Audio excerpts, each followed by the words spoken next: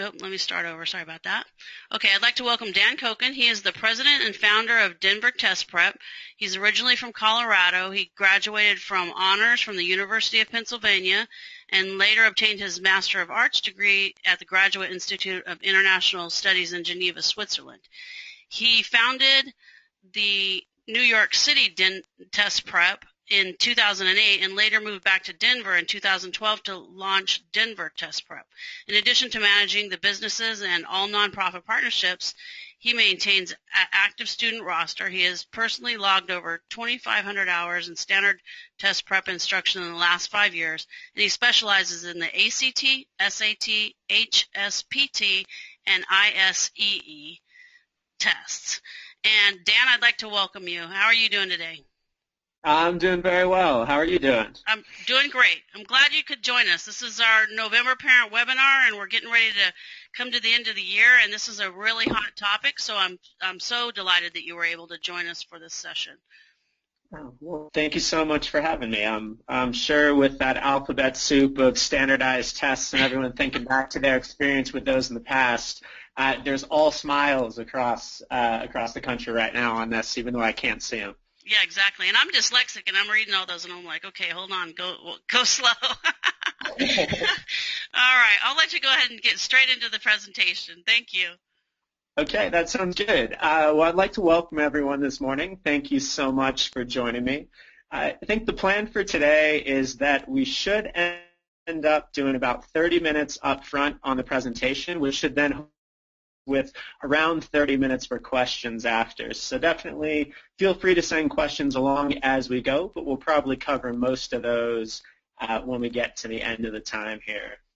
So today we'll be talking about preparing your student for college admissions exams. And Jennifer, if you could, while we do this intro part, we may launch our first and only poll, which is just to get a sense for what age group each of the students are in.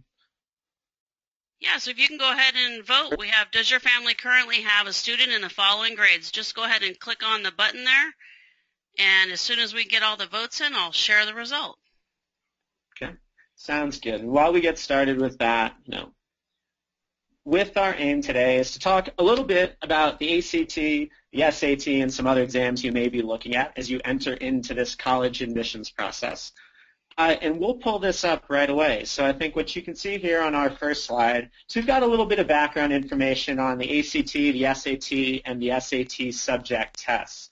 Now, one thing that is worth noting, particularly for people that applied to school themselves a little while back, and for those that may have especially spent some time on the coast, one thing that is new in the admissions process in recent years is that the ACT is now looked at as an equivalent exam to the SAT. So I know for me, back when I was applying to school, we didn't focus quite as much on the ACT. Now what we're seeing is that our students, even our very top students that are applying to Ivy League schools and Stanford and the like, may elect to only take the ACT and submit those scores, and that works just fine for them. Now, in terms of background, my role is to run a tutoring company, which means that we're very focused on preparation for these exams and knowing about how they work. I don't want to oversell my knowledge as an admissions consultant or a college counselor. So with anything we talk about today, be careful to make sure that you are talking with experts in those areas to make sure that you get the guidance you need about what each school will require. And then Jennifer, just a quick check.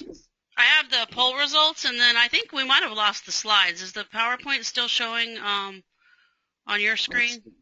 I see it on mine. Let me go back and look. Where it says show your screen again, just click on that one more time, because sometimes it's... Yeah. But I imagine it may... I'm going to let you know what we have here. We actually have some people that are, getting the head start on this. So we have 2% are seniors, 23% junior, 21% sophomore, 29% freshman, and 25% is middle school and younger. So that's really good because it gives a lot of time to prepare for all this stuff. Got it. And I'm going to close the poll now, and then Hopefully we can see your slide. There we go. It's back. Perfect. Got me back? Okay, yep. Great. I think we did the poll. We lost the slide, so I'll get us back there we are. to where we were in the presentation. And we should have everyone with us. So perfect. It's always great when people get a little bit of a jump start on this. It definitely makes our lives easier for planning when you've got more time ahead of you. So to close out that thought, what we'll be looking at, you can see on this screen, is that you really have 3 college admissions exams that you're going to invest most of your time and energy in. The vast majority of schools will now accept either the ACT or the SAT. Only a limited number of schools are going to require or encourage the SAT subject tests. So again, make sure that you invest the time and energy to research what the specific requirements are for schools that you're looking at. And before we dive into too many specifics of those exams, I want to talk a little bit about how scores are calculated on all of these standardized tests. So as much as we always think about the SAT out of 1,600 and the ACT out of 36, really students are going to get 3 types of scores. So the 3 types of scores that you'll get on these tests. First, you'll get a raw score on each of the sections. The raw score is the simplest measure, and this is just a count of the number of questions that you get correct. Now, with the new version of the SAT that will be starting this spring, and the first time that'll be administered is in March, there will no longer be a penalty for guessing on any question on the SAT, which means from now on, the raw score for both the ACT and the SAT will just be a simple count of how many questions you get right on a section. So for example, on the ACT English, there are 75 questions. If you get 50 of those correct, you will get a raw score of 50. Now, the next step in the process, and really the most important step in terms of finding scores, is each of these tests will then look at the percentile score for the student. The percentile score is just a measure of how the student performs on that section, on that test day, relative to other test takers. So if you achieve a score in the 80th percentile, it means you've done better than 80% of the students that took that section on that day. If you score in the 20th percentile, it means you scored better than 20% of the students on that day. One thing worth emphasizing is the portion of that statement on that day. As much as these companies invest a lot of time and energy in trying to make the tests equal difficulty level each and every time, they're never exactly the same. So it's really important that students recognize early on that it's extremely difficult and unnecessary to try to predict what your score will be in the middle of an exam you're taking. On one day, you might require 60 questions on your raw score to get the score you want. On another day, it might be 55, and that's just a function of how hard the test was on that day and how you perform on it. Now, once you have a percentile score, both the ACT and the SAT will go through a somewhat crazy process called equating. Essentially what they're doing, to simplify things slightly, is they're looking at the percentile score for the student using a table and converting that to a scaled score, which is that score out of 36 on the ACT or out of 800 on a section on the SAT or 1,600 total. That scaled score is the one you're going to see publicized when you're looking at school rankings, and that scaled score is probably the one that you have in your head from when you took the SAT or the ACT in the past. But what we want to talk about with these is just getting a sense that there's really those 3 different components that lead to that score at the end of the day. On our next slide, we'll see a little bit more detail about the SAT versus the ACT. And so if you take a look at each of these columns, again, this SAT column is talking about the new version of the SAT that we will see this spring. The last version of the current SAT will be given in January, and that one will be scored out of 2,400. Although based on the poll that we did up front, it sounds like the number of seniors that we have online today is very limited, which means there aren't a lot of people focusing on that current version of the test, and most people will be looking forward to that new version that's now out of 1600 again. As you'll see on the slide, while the scaled scoring is a little bit different, the sections are now going to look fairly similar to one another.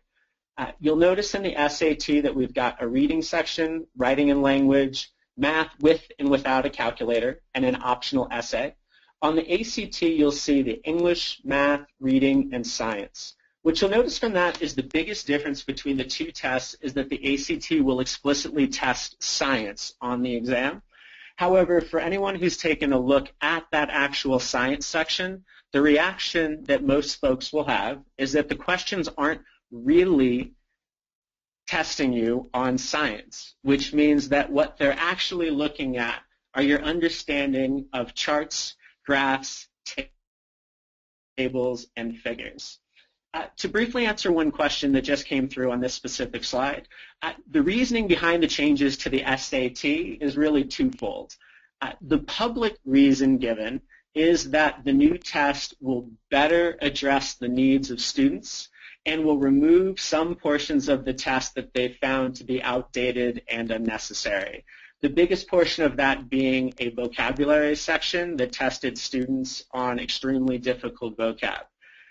The secondary reason that is not what the SAT would announce publicly, but that most people in the test prep industry would say is a secondary reason, is that more students are now taking the ACT than the SAT, and students tended to like the experience of the ACT better. So the SAT has moved towards a format that looks more similar to the ACT. I do think the new version is going to be a better test. So whatever the reason, it should be to the benefit of most students that they've made the change. Moving on from the details of the SAT versus the ACT, briefly we want to talk about SAT subject tests. So SAT subject tests are going to be offered on national SAT test dates. Again, these are required or encouraged by a limited number of universities, and it's worthwhile to investigate in advance if you'll be applying to schools that want these. Each of these tests are going to be 60 minutes long, and you can take between 1 and 3 subject tests on a single test date. These are offered in different subjects that aren't as tested on the SAT, things like history, foreign languages, and sciences. There are going to be subject tests on literature and math, which will relate a little bit more to what you see on the standard SAT. In terms of trying to cut down on time and stress and pressure for your student, if you have a student that will take the SAT subject tests, we always encourage our students to try to time these around when they'll take AP exams or final exams for the corresponding subject. There's a fair amount of overlap, so let's say that you're doing very well in an AP chemistry course. It's oftentimes to your benefit to try to take that subject test very close to when you do that final AP exam for chem. So oftentimes you would look at doing those in May or June.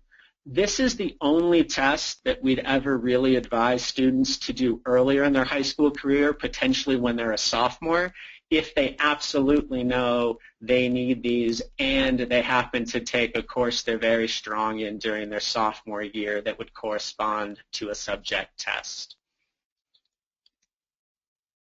Now, a big question that everyone asks is, which test should I take?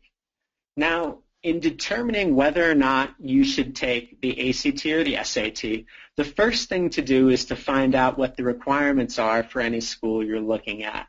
However, given that most people will have the opportunity of taking either of these exams, the simplest thing to do is to try to figure out which test you can get the best score on with the least amount of effort.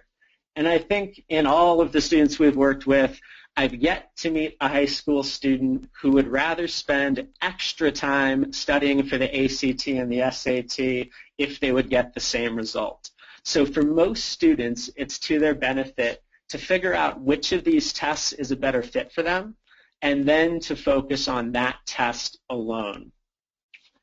When you're looking at figuring out which test is best for you, the simplest thing to do is just to take a practice test for each of the exams and then compare the scores. And you'll see we've got a link on the slide here that will give you a way to compare the scores from the ACT to the SAT. And the simplest measure is really just looking at this concordance scale that they'll give at the link, or comparing percentile scores. For those of you looking for a shortcut to compare SAT and ACT scores, if you have a high school sophomore or junior that has taken the PSAT that was given this fall is a good predictive measure for the new version of the SAT that will hit this spring.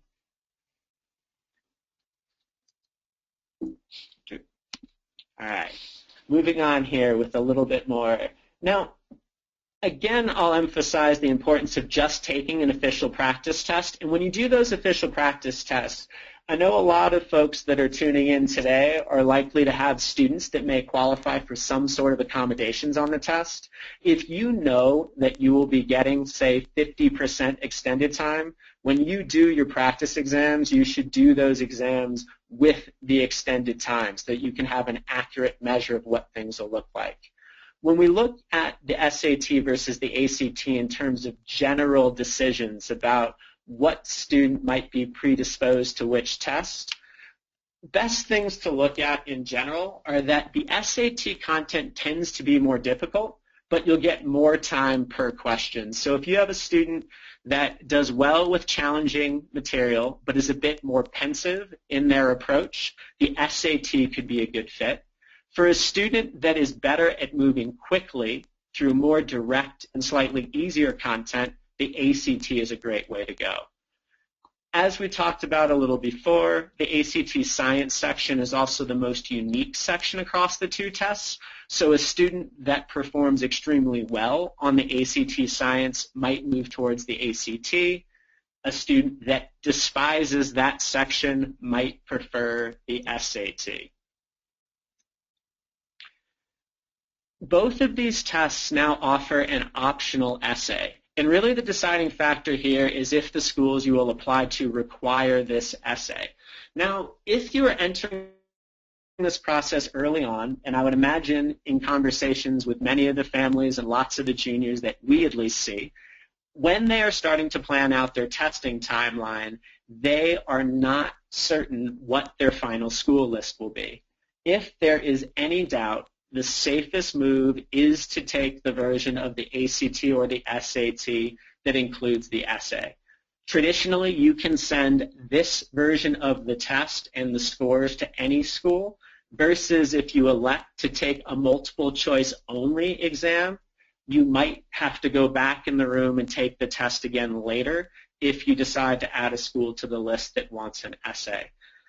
For those families that live in states that give statewide testing, I know we've got a handful of folks from Colorado, which is my home state. In Colorado, there is an ACT exam that is given at all public high schools in the spring.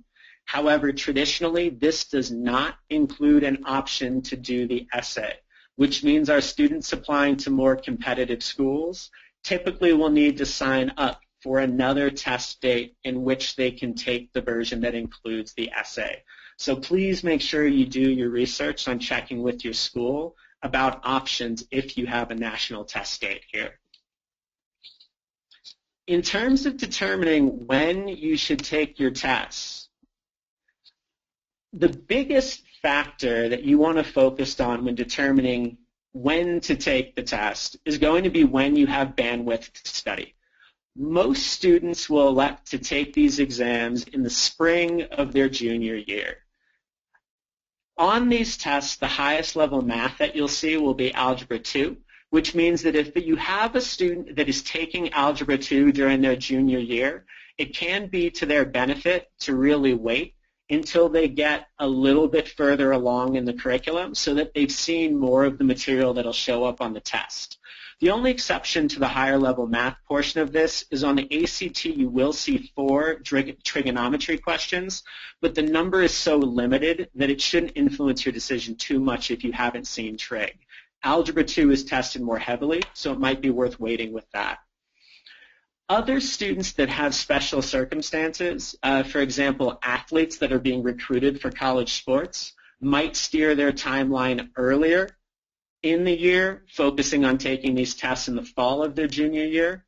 Other students that aren't ready, either academically, emotionally, or just don't have time to dedicate for this, can defer taking the tests until the fall of their senior year.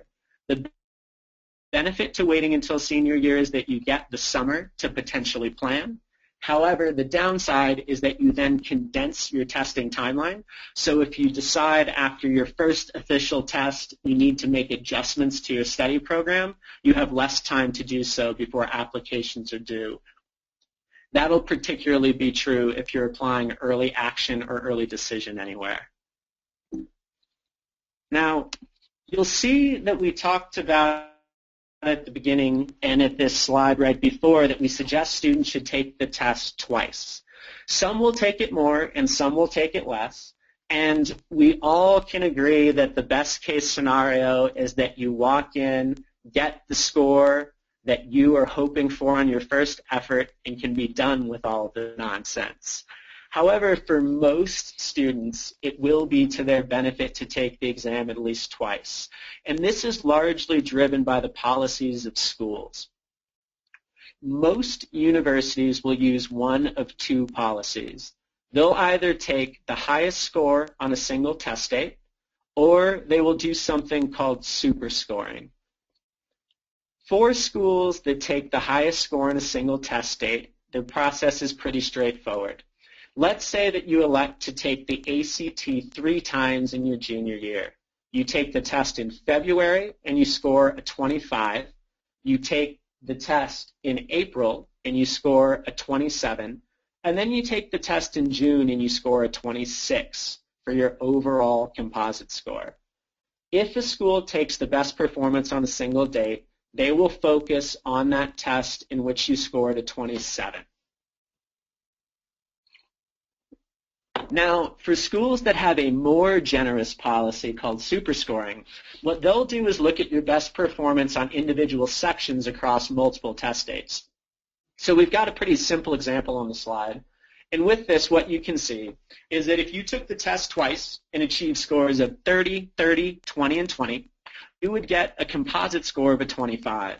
That ACT composite score is just the straight average of the 4 section scores. Now, if for whatever reason you have a very unusual second test date and those scores flip with a 20, 20, 30, and 30, you would also achieve a 25 composite score. But that would then lead to a super score of 30, 30, 30, and 30, giving you a 30 composite score. So if you look at either of these scenarios, it's to the benefit of the student to take this at least a couple of times. The other part that is not as much numerical, but is very important from an emotional standpoint, is that for a lot of the students we see, understandably they feel a fair amount of pressure as they head into this test. If you know that you have a couple of chances at this, it helps to take some of the pressure off, especially the first time that you sit for it. So a good thing to do in terms of framing this with your students is that each and every time you step into the exam, all you can really do is help yourself. Either you improve on scores that you've had in the past, or if for any reason you don't do as well as you hope, that score can disappear by going in the test room again. Now, there are a very limited number of schools that will look at the full collection of your scores. And again, I would take a look into what the policies are at the places you're applying, but that number of schools is very small. So this will be a part in the presentation where we transition towards items that are going to be particularly relevant for the audience today, expecting that many of the parents that are on the webinar at the moment have students that may qualify for some form of special testing. And there are a variety of different types of special testing on offer. A few of the most common ones we see are going to be extended time, 50% or double time, testing over multiple days. There are also formats, and some students will qualify for use of a scribe or a computer for the writing test. When you start the process for applying for special testing, do some research both through your school and on the ACT and the SAT websites. Now, I can't emphasize enough the importance of starting this process early. Sometimes, unfortunately, this process can be a little bit of a pain in the butt, and they will ask for lots of documentation. So if you expect that your student will require some form of special testing, it's good to get a jump start on this. The other thing that's important from what we have traditionally seen, and about 25% of the students that we work with at this point in time qualify for some form of special testing, is that it's really important to have a history of demonstrating need and use of special testing in school. So for a lot of the families that are on the webinar today that have younger students, making sure that your student takes advantage of some of the extended time accommodations in their normal high school experience tends to have a large impact on qualifying for special testing accommodations when it comes to the ACT and the SAT. So again, do your research up front, talk with your school and the ACT, SAT folks early, and generally it's important that you're taking advantage of some of those accommodations throughout the way. Now, for students that qualify for special testing, it will drive your decision process pretty heavily about whether or not you want to focus on the SAT or if you prefer to focus on the ACT. For most students, what we have seen is that it's easier to qualify for accommodations on the SAT than it is on the ACT. That has particularly been the case with extended time requests. However, if you have a student that qualifies for extended time on both of these exams, most students will find that it's more beneficial to then focus on the ACT. The reason why it's generally better to focus on the ACT if you get comparable accommodations for extended time on both tests is that pacing on the ACT has a much bigger impact on the standard test taker and will have a disproportionate impact on students that really require that extra time. If that obstacle is removed, it can be very advantageous for your scores. The reading section on the ACT in particular feels very much like a race, and students rarely have a chance to get through and actually read the material. Regularly, students will report back, if they didn't have a time limit, this would be such an easy test. But given 35 minutes to answer 40 questions and read 4 passages, it doesn't feel like it's really a reading comprehension test, which I think is a fair assessment. However, if you qualify for extended time on these 2 exams, it gets administered in 2 very different ways. For the SAT, you generally get extra time for each section. What that means is that if you have 50% extended time, you will be given 50% more time on the math section on the SAT. And you will have to sit in the room and wait until all of that time has been used before you can move on to the next section. On the ACT, they have traditionally given extra time in a lump sum. What that means is that the student gets extra time for the exam as a whole, and they can choose how to allocate that time across the different sections in a way that works best for them. So what that means in practice is that a student who knows that they are very strong in math and only needs an extra 10 to 15 minutes on the math section can then use that extra amount of time that they have not used, we can call it the leftover time, towards another section where they struggle more, such as the reading section. So for a student that potentially has dyslexia and needs to go a bit slower through the reading, it's a huge benefit to get to use those minutes on the reading section where they really need it and to move through the math at a faster pace that's still comfortable for them. In terms of your preparation for these exams, prep timelines are going to vary widely from student to student. And it's really a function of a few things. First, if you go in and you take these practice tests, as again I would strongly encourage you to do, and find that you're very close to the score you need, that means that you probably don't need to invest all that much time in prep. If you find there's a huge gap between your starting number and where you want to land, then obviously you're going to need a little bit more time. In terms of your starting timeline, we normally encourage families to take their practice tests about 3 to 4 months before the first planned test date. So this is something that's good to start looking at probably in the summer before junior year or the fall of junior year if possible. However, it's very much a family decision about what is going to work best for you. Now, we do get some families that we have to encourage to start a little sooner. Oftentimes, and this may be a function of the group of families that we tend to see, we spend a little bit of time talking parents down and convincing them that it's okay to wait a little bit before diving into this. You're really aiming to find a sweet spot, which is the right amount of prep for your son or daughter. And you do not need to start doing daily SAT practice freshman year to get where you want to go on this. Keep in mind that the SAT and the ACT are just one portion of the application. You want to make sure that you invest some time in doing the best you can on these, but it's really important to keep some balance and realize that there are lots of other ways where you can go to help your student look strong on a college application, and your time is better invested in extracurriculars and studying for school than going crazy on the ACT and the SAT. So try to find that right balance for your student and your family. One closing point that I want to give on the prep process before we dive into the questions, and I see a fair amount of questions coming through, so I want to make sure we have lots of time for those. When we focus on prep programs, what I think is very useful to think about is that the SAT and the ACT experience is really broken down into 3 equally important components.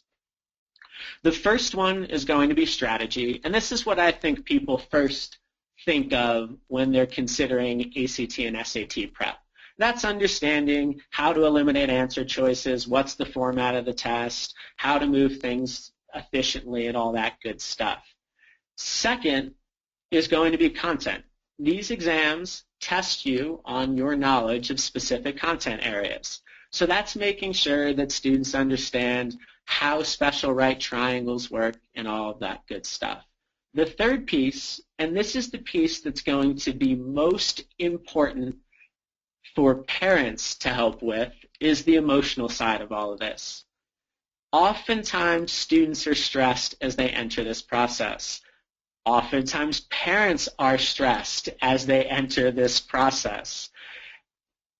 Figuring out how you can best support your student to feel calm and as confident as possible when they move through their ACT and SAT testing seasons is one of the best things that you can do to support them here.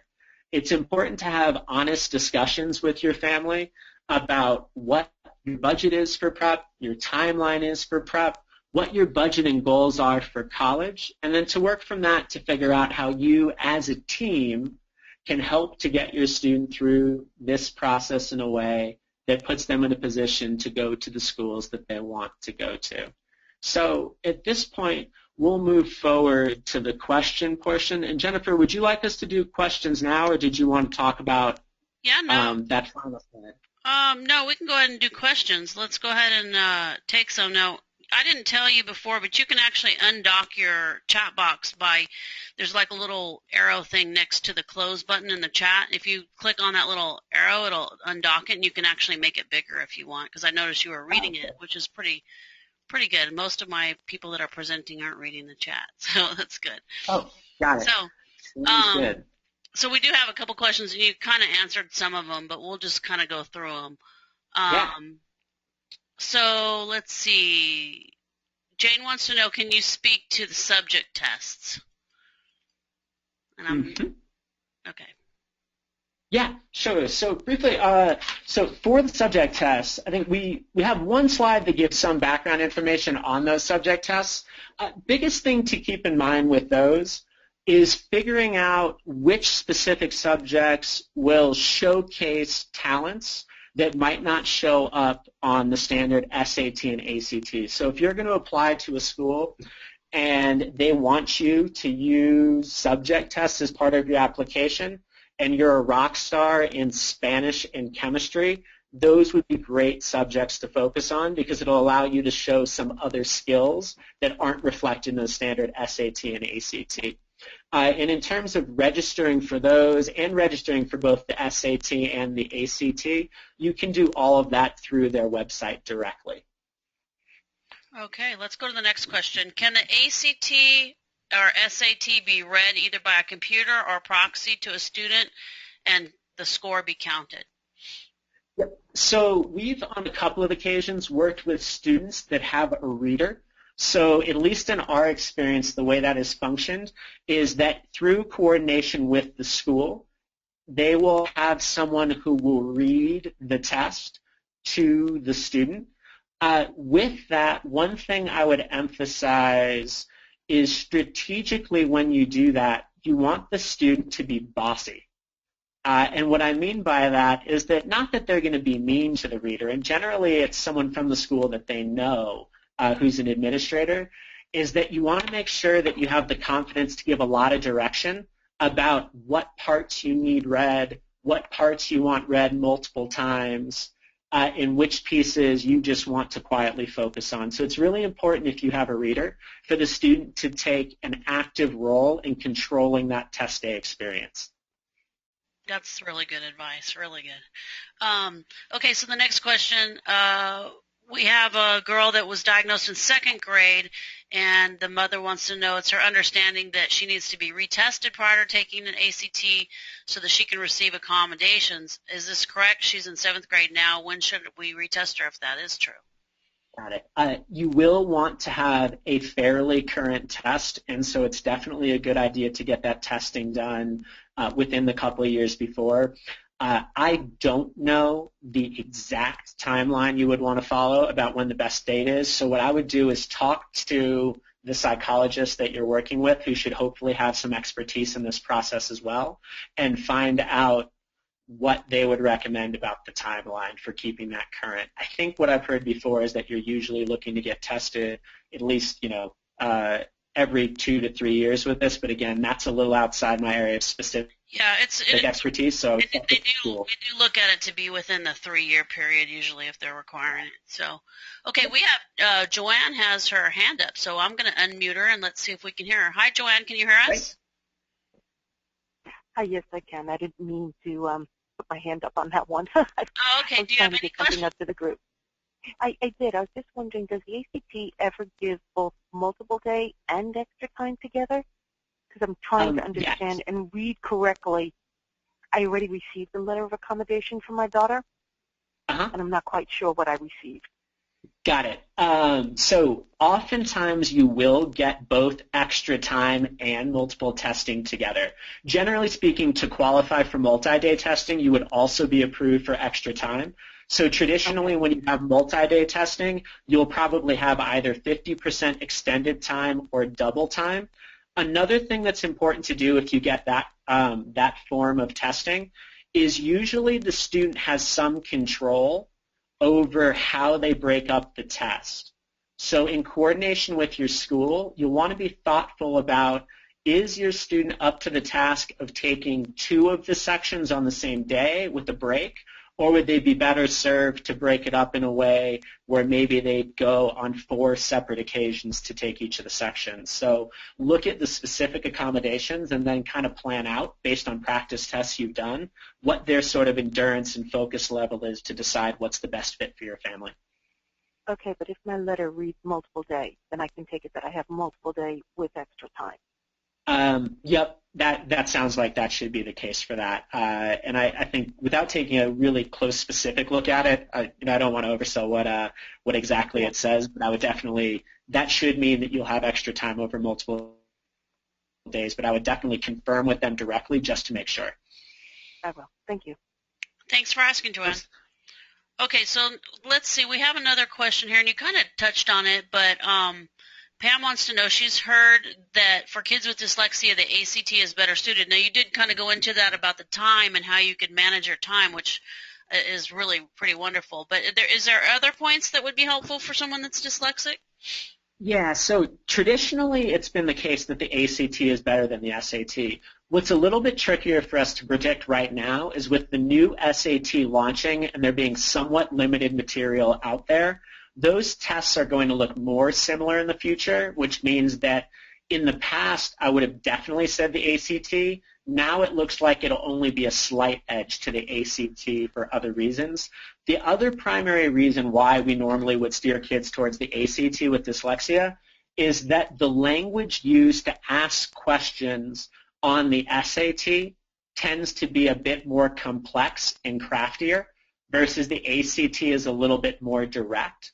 So a student with dyslexia would probably benefit from the ACT, which has slightly more direct language on it. Okay, we'll go to the next one, which Donna is asking. Her daughter has an IEP, and they've been told that to apply for the accommodations, they need to register for the ACT. So how long does it take for the ACT to approve? So they're just trying to figure out a timeline. Yeah, the timeline it takes to approve seems to vary pretty widely. What some families have elected to do in the past, and this is much more of a family decision and not something I would very directly steer you toward one way or the other, is that the change fee for a test date is pretty small. And so sometimes people will register for a test that is earlier than they might actually expect to take to get those accommodations in place and then elect to bump their test date. Because what we normally see is that once they've determined what the accommodations are, you have those for as many test dates as you need. So sometimes people will start that process on the earlier side to kind of light a fire under the ACT folks and get them moving. So you might, if you're concerned, register for something, let's say in the fall of junior year, knowing that you have a good chance of bumping that towards the winter or spring. Okay, and our next question, let's see. Kristen says, is there a geographical preference for taking the SAT or the ACT? I grew up on the East Coast where everyone took the SAT. My husband grew up in the Midwest. They only took the ACT. I believe that this was because the schools in different regions of the U.S. prefer one test over the other. Is that still true? Yeah, slightly true, much less true than it used to be. And I think absolutely in the past, East and West Coast were very much focused on the SAT, with the middle of the country doing more ACT. Now that schools are treating those two exams much more equally, I think there's more parity in different regions about taking those exams. So if you have a school that has, let's say, an SAT prep program in place and they're doing a bunch of SAT prep in the classroom, certainly that may steer you towards the SAT. And if you're in a state like Colorado where everything is ACT focused, that would likely steer you towards the ACT. But I would, be thoughtful about finding out what's right for your student and do that by doing practice tests, even if there seems to be a leaning in your area. Okay, and the next question, Paula says, how many students take both? I took both, and I had one school that looked only at the SAT and one that looked at the ACT. We will get, I'd say, about 10% of our students each year taking both of the exams, although a lot of the time people are doing that at this point because they have similar scores on practice tests and they want to see how they fare in an official test. There's nothing wrong with taking both the tests. It just means that you're investing more time and energy into the program, and you need to read on your student about if that's something that will be beneficial to them or if that student would do better focusing on just one. Usually focusing on one will cut down on your time investment a bit. But, I think for right now it's definitely okay to take both, but if you can find one in advance that you like better, you usually save yourself some time, and that's not a bad thing. Very true. Okay, so Kelly wants to know, if your student qualifies for taking the ACT test on multiple days, how's that divided? I know you were talking a little bit with Joanne about that. Absolutely. So, sorry, yeah, no problem. Jumping the gun on that. So in terms of on multi-day testing, one of the things that is traditionally fixed is the order of the test. So if you're taking the ACT over multiple days, you're going to have an English section, a math section, a reading section, a science section, and then potentially an optional essay. You have to do it in that order in terms of the multiple choice sections. So the standard length for the English is 45 minutes. The length for the math is 60. Reading is 35, and science is 35. So while each student is different, those English and math sections tend to be longer, which means that if you have multi-day testing, you might want to start off by doing the English and the math separately, and then you could potentially lump the reading and the science together into a single day. But what I would really look at is it'll depend if you're getting 50% extended time or double time. Double time doing multiple sections in a day can turn into a bit of a marathon, because you could be looking at doing 90 minutes on English plus 120 minutes on math, and a lot of students are pretty fried by the end of that experience. So I would just be thoughtful about how you break it up based on the amount of time it will take you and how your student fares over marathon testing. Okay. And then we have another question about homeschooling. So is there a difference for applying for accommodations if you are homeschooling your child? And this particular person says that they do have a recent evaluation. So it's just a matter of how to apply for it. Is there a difference? That is an excellent question. We've had a couple of students that have qualified in the past from homeschooling, but we don't see a large enough volume. I would talk with the ACT and SAT folks early on to learn about what they'll want from that process. My guess is that your psych evaluation is going to be particularly important in that case, because that's the one third party that's involved. Right. Very good. Let's see. Okay, can you apply for an accommodation with ACT and select the date for the first testing with your application? You do have to register for the first. You do have to register. You do not have to register first. Oh, she's talking to somebody else. Sorry. I was like, wait, that doesn't sound like a question. Okay, so we'll take comments as well. Yeah, exactly. So when should a student take the PSAT? School offers it for sophomores, but that seems kind of early to Deborah. Yep. So a lot of schools will have both sophomores and juniors take the PSAT. The PSAT, you can take it as a sophomore as a really low-pressure way to get some sense of what the standardized testing experience is like, but the scores will have no impact on anything. When you take the PSAT as a junior, the PSAT at the junior I do think is usually a useful exercise. The main reason for that is it gives you a low-pressure testing experience during the year in which you're likely to take some tests where you may feel a bit more pressure. It's also a useful predictive measure for the new version of the SAT. The way PSAT scores are used is really only for the national merit competition. Really for that, if you score exceptionally high, you may qualify for a small scholarship that's also a good bump to put on your resume. However, if you don't qualify for that, and the vast majority of students, even very high achieving students, do not, all that happens with your PSAT scores is it goes in a file folder at your home and maybe at your school, and no college ever sees it. Okay, so the next question. My daughter has taken an unaccommodated ACT Aspire predictive ACT test, and the scores indicate that she will only score between 1 through 16 on the ACT if her educational experience remains unchanged. So what is necessary in order to get the accommodations for the ACT, and is all the red tape worth it, and the time and investment of time? What would be the investment of time, she says? Yeah, so family decision about kind of what your goals are and, how you value the time investment, I would say that the vast majority of our families that have applied for accommodations and gotten accommodations would argue that it was well worth it, at least the ones that were successful in getting those accommodations. You'll find that scores will oftentimes jump up dramatically when a student gets accommodations for this test if they're a student that really deserves to have them. So I would certainly invest some time and energy, at least in looking into what it would take for you to get those accommodations. I would also take a look at what's happening with those early scores.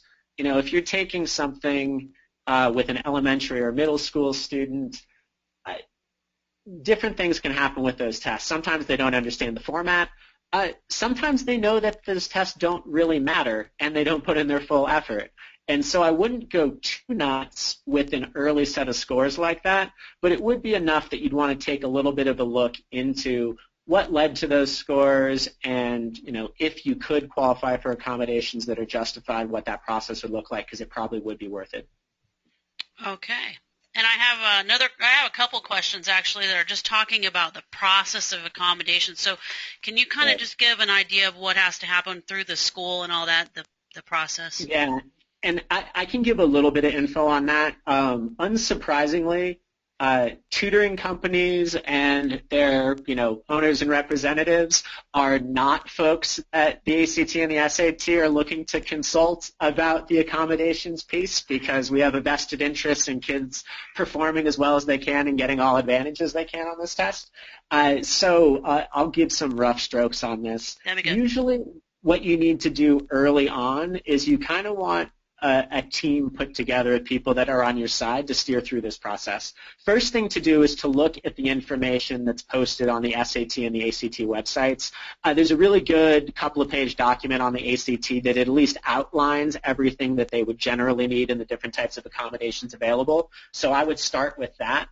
The other two parties that you really want involved are going to be an excellent psychologist for the testing, ideally one that does a lot of this and understands the process so that they can write a report that is accurate and gives the information that the testing agencies want to see to justify the need. The other people that you need on your team are the school, because the school is going to have to be involved in that request process, and they're going to be involved in the administration of the actual test depending on the types of accommodations you qualify for. So the people to speak with early are going to be a psychologist and to speak with the counselor at your school, especially if there's a specialist that deals with kids that are going to qualify for special testing. Also do your independent research on the websites to get started. Perfect. So we have a question from Heidi. She wants to know if a student is allowed to use the MP3 version of the test, can they easily forward through the sections that they don't need to listen to the test with the MP3, or are they stuck listening to the whole thing? That is a great question. I honestly don't know. Okay. I apologize for that. I don't think we've had a student use the MP3 version recently, so I'm not sure what that would look like. All right. And then let's see. I've been told by one of my son's teachers that if the test is read, the score does not count for the SAT. Is this true or false? To the best of my knowledge, if you were approved for a reader by the SAT and that was used during the testing administration, that would count. We've had, I would double check with them directly, but we've had ACT students take the test with the reader and the score has been used in the process. So it would be surprising to me if they offered that as an accommodation approved you for it, but then wouldn't take the score. But I would do research to find out more about what they're specifically referring to. Exactly. Okay, so Kelly wants to know, what are the steps to find a good tutor if they don't happen to live in the Denver area? Got it. Here's what I would do, and I think my experience with this is that if you have a student that is in high school and is taking these tests, most of the time, if they're a student that's had, dyslexia or other challenges they've worked through along the way, what you're really looking for in a tutor is someone that knows the test well enough that they can present the student with the range of different tools and options that they can use to attack this thing. It doesn't need to be someone who's a reading specialist at that point in their career for most students. You just need someone who can coordinate with the student to figure out what's the set of tools I'm going to use, the techniques that work for me individually on this exam. Good things to do in terms of your process, see if you can find any families that have worked with people. And then also make sure, if at all possible, that you put yourself in a situation where you're not locked into a really long-term program with at least having a chance to meet and test out the tutor first. Because personality fit is always so important in this, and sometimes a great tutor and a great student don't click. So try to give yourself a chance to make sure it's the right match before you're locked into an awful lot of hours. Okay, and then this one you've kind of talked about a little bit. It's pretty easy answer on this one. My son has a 504 with extra time since 3rd grade. In 9th grade now, what documents would I need? And of course that's current testing to get for accommodations and extra time. So current testing would be the first step for that one. Good documentation. Yeah. And accommodations that are being used now too, the documentation of that. Yep. Okay, so then we have another one. Is there a good test book that you recommend? Yep. So for the ACT, look for anything that will give you official exams released by the people who write the test. And that means that you're then going to have an opportunity to get questions that feel really similar to your test day experience. And always when doing practice sections, if possible, try to mimic the time limits that your student will have on the test.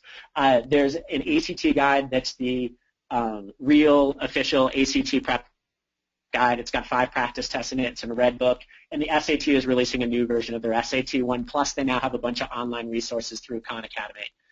And those would be good things to look at.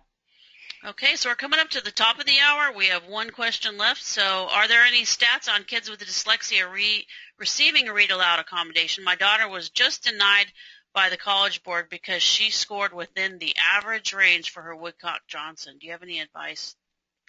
Got it. I don't have any statistics about the approvals. They're pretty secretive about who they approve and who they don't and why. I would definitely check with the ACT as well, because sometimes you get different results from the two, and that might very well decide which test you focus on if College Board said no, but ACT says yes. Right. And, one thing I want to add to the fact that if you do get denied, you can appeal it. And, it's pretty common that you will get denied the first time. I've had a lot of parents tell me they got denied, but just tweaking it and making sure you really have a good run at the second one, and then I've had people who had good success. So don't give up if you get that first one. Give it one more shot at least. And that is all the questions that I see in the chat box, and we don't have any hands up. So we're going to go ahead and wrap up this session. I really appreciate you sharing your information with us, Dan. This is really wonderful. I have a daughter that's a sophomore, so this has been really good information for me to think about. And I guess that's it. Anything you want to say before we sign off? No, just a thank you to everyone for joining us this morning. I really appreciate getting to spend some time with you. And perfect. Thanks for giving me this opportunity. Awesome. Let's go to that last slide real quick. I'm going to talk about the upcoming Spotlight on Dyslexia. So December 4th, we have the Spotlight on Dyslexia. It's an online virtual conference. We're going to have 20 speakers. So it's and some of the best speakers there are. It's going to be an amazing thing. This is our second one. And we also are going to have the recordings available for 60 days. So you don't have to come and go to all the rooms at, once. You will have time to view them all later. And it's really neat how it's set up because it actually is a lot like a conference. We have exhibit booths you can visit. We have chat rooms. We are actually going to have a chat room that's going to focus on high school and college transition. So definitely, take a look at it. We have early bird through tomorrow. Early bird is ending tomorrow. We extended it. So go ahead and get signed up, and we'll see you in December. Thanks a lot, Dan, for doing this. Appreciate it. Have a great day, you guys. Thank you so much. Take care, everyone. Okay, bye-bye.